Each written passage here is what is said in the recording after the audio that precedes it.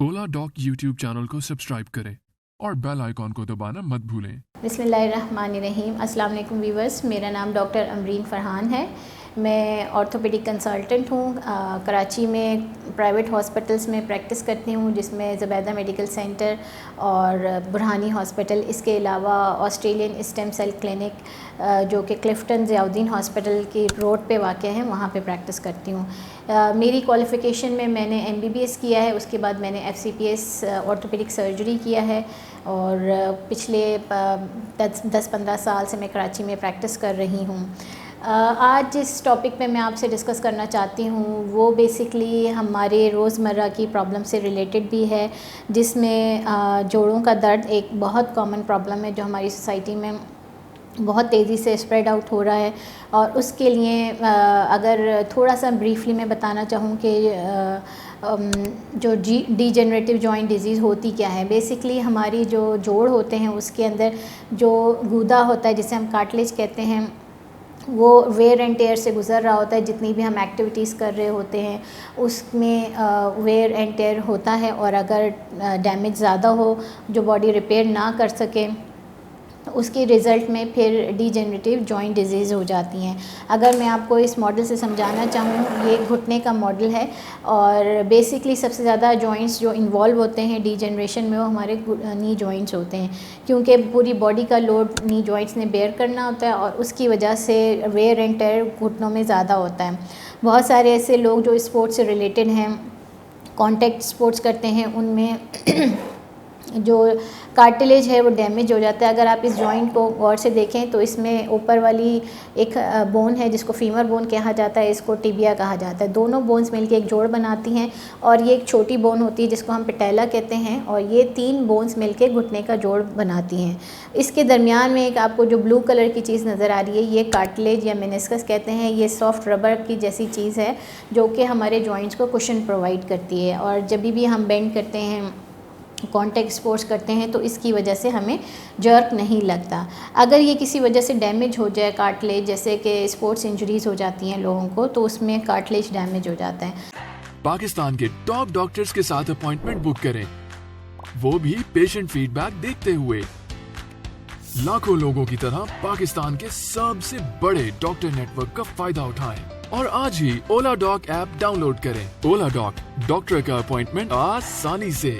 इसी तरीके से ओल्ड एज में अगर हम देखें, जिसमें 50+ में लोगों को आहिस्ता आहिस्ता जॉइंट्स डीजेनरेट होने लगते हैं, जिसमें कहा जाता है कि अंदर का गूदा ख़त्म हो रहा है। तो गूदा ख़त्म होने का मकसद यही होता है कि जो अंदर कार्टिलेज होता है ये आहिस्ता आहिस्ता डीजेनरेट होकर ख़त्म होना शुरू हो जाता है, क्योंकि इसकी अपनी ब्लड सप्लाई नहीं होती, खून का दौरानिया कार्टिलेज में नहीं होता कि वह अपने आप को रिपेयर कर सके। तो उसकी वजह से क्या होता है, डैमेज होने के बाद आहिस्ता आहिस्ता वो डीजेनरेट होकर ख़त्म हो जाता है और बोन आपस में टकराना शुरू कर देती है। तो इसको हम ऑस्टियोआर्थराइटिस या डीजेनरेटिव जॉइंट डिजीज़ कहते हैं। जॉइंट्स की और बहुत सारी डिजीज़ हैं, जैसे rheumatoid arthritis, psoriatic arthritis. In joint disease की वजह से भी घुटने के जॉइंट्स बहुत ज़्यादा इफ़ेक्टेड होते हैं। बहुत सारी ट्रीटमेंट्स अवेलेबल हैं।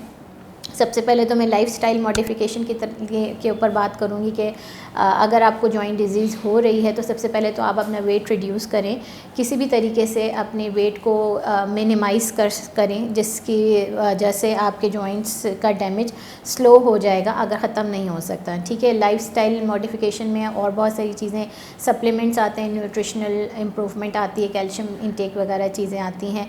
ठीक है, और उसके साथ साथ अर्ली एज में हम ये कहते हैं कि अगर जॉइंट इंजरी है आपको, तो आप कॉन्टैक्ट स्पोर्ट्स को अवॉइड करें, नीचे फ्लोर सेटिंग को अवॉइड करें। ठीक है, ये चीज़ें हैं। और अगर बात इससे आगे बढ़ जाए और आपकी प्रॉब्लम्स बढ़ना शुरू हो जाएं, जो कि इन चीज़ों से नहीं सेटल हो रही, कुछ आपको फिर मेडिकेशंस की तरफ आना पड़ता है, और अगर मेडिकेशन से भी मसला हल ना हो तो फिर उसमें बहुत सारे ट्रीटमेंट ऑप्शंस हैं, जिसमें आज जो मैं बात करूँगी वो रीजनरेटिव ऑर्थोपेडिक्स पे बात करूँगी। रीजनरेटिव ऑर्थोपेडिक्स में हम जॉइंट इंजेक्शन ट्रीटमेंट करते हैं बेसिकली, जिसमें हम मरीज़ की फ़ैट लेते हैं स्किन के नीचे से। वो हम कहीं बहुत सारे एरियाज़ हमारी बॉडी में ऐसे होते हैं जहाँ एक्सेसिव फ़ैट होती है, तो वहाँ से हम फ़ैट रिमूव कर सकते हैं। उन फैट सेल्स को हम प्रिपेयर करते हैं लैब में, जिसमें से हम डोर्मिनेंट कुछ सेल्स ऐसे होते हैं हमारी बॉडी के जिनमें ये कैपेबिलिटी होती है कि वो दूसरे सेल्स में जाके कन्वर्ट हो सकते हैं। तो इस तरह के सेल्स को हम स्टेम सेल्स कहते हैं। वो बेसिकली हम फैट सेल से एक्सट्रैक्ट करते हैं, उसको लैब में प्रिपेयर करते हैं और फिर हम उसको जॉइंट के अंदर इंजेक्ट करते हैं। बहुत सारे लोग स्टेम सेल ट्रीटमेंट कर रहे हैं, लेकिन हमारा तरीका थोड़ा सा डिफरेंट इसलिए है कि हम जॉइंट के अंदर जो कार्टिलेज है वहाँ भी इंजेक्ट करते हैं। इसके अलावा जो जॉइंट के इर्द गिर्द लिगामेंट्स और मसल्स होते हैं, जैसे कि आपको एक बहुत बड़ा सा लिगामेंट नज़र आ रहा है, यहाँ साइड पर लिगामेंट नज़र आ रहा है, तो ये लिगामेंट्स हमारे जोड़ों को मजबूती दे रहे होते हैं, तो ये भी वीक हो जाते हैं जॉइंट डिजीज़ की वजह से। तो हम इनको स्ट्रेंथन करने के लिए इन पॉइंट्स पे जहाँ ये लिगामेंट्स अटैच होते हैं उन पॉइंट्स में हम इंजेक्शन ट्रीटमेंट करते हैं। और जो फैट सेल्स हम लेते हैं और उसके साथ साथ हम ब्लड में से PRP बना के वो भी हम इंजेक्ट करते हैं, जिससे क्या होता है कि आपके इर्द गिर्द के मसल्स भी मजबूत हो जाते हैं, लिगामेंट्स मजबूत हो जाते हैं और उसके साथ साथ अंदर जो कार्टिलेज डैमेज है वो भी रिपेयर होना स्टार्ट हो जाता है। जैसे मैंने शुरू में बताया कि कार्टिलेज जो हमारा गूदा है या कार्टिलेज है, इसके अंदर ब्लड सप्लाई नहीं होती, खून का दौरानिया नहीं होता, तो हम जब फैट सेल्स उसके अंदर डालते हैं तो वो उसको एक तरीके से न्यूट्रिशन प्रोवाइड करता है और जो हम फैट सेल्स डालते हैं वो अंदर जाके जोड़ के अंदर जाके कार्टिलेज सेल्स में कन्वर्ट हो जाते हैं। तो इस तरीके से कार्टिलेज रिपेयर होना शुरू हो जाता है। तो बेसिकली आप ही का जोड़ है जिसको हम मजबूत कर सकते हैं। इसमें बहुत सारे तरीके से किया जाता है, लेकिन हम जो पूरा 3 महीने का पैकेज देते हैं, ये प्रोसीजर्स मैं क्लिफ्टन वाले सेंटर में जहाँ मैं इस वक्त मौजूद हूँ वहाँ करती हूँ।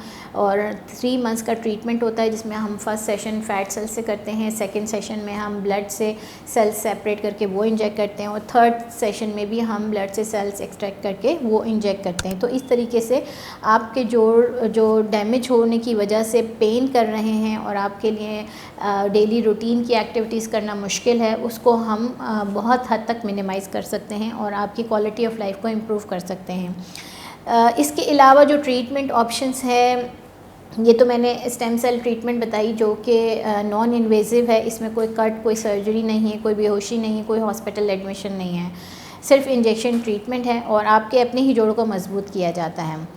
तो ये एक ऐसा ट्रीटमेंट है जो आप, अगर आपका केस डीजनरेटिव जॉइंट डिजीज़ का है और आपको बहुत सारे ट्रीटमेंट ऑप्शंस दिए गए हैं, तो उसमें से एक ट्रीटमेंट ऑप्शन ये है जो आप अवेल कर सकते हैं।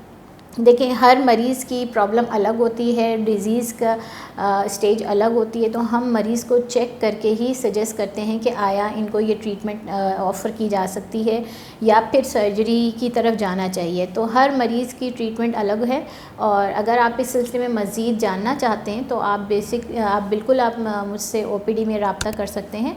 मैं जिन हॉस्पिटल्स में प्रैक्टिस कर सकती हूँ, आप वहाँ का अपॉइंटमेंट बुक करके मुझे अप्रोच कर सकते हैं। और अगर आप क्लिफ्टन वाले सेंटर में आना चाहें तो यहाँ पे भी आपको फैसिलिटेट किया जा सकता है। आपका पहले पूरा फुल इवैल्यूएशन किया जाएगा और अगर आपको ट्रीटमेंट पॉइंट ऑफ व्यू से जो भी आपके लिए बेहतर ऑप्शन है वो सजेस्ट किया जाएगा। फ़र्दर अगर इससे मुतालिक कुछ भी आप इंफॉर्मेशन लेना चाहें तो मेरे नंबर्स आपके पास आ जाएंगे, आप उन पर रब्ता कर सकते हैं। अपना बहुत ज़्यादा ख्याल रखिएगा। Thank you so much.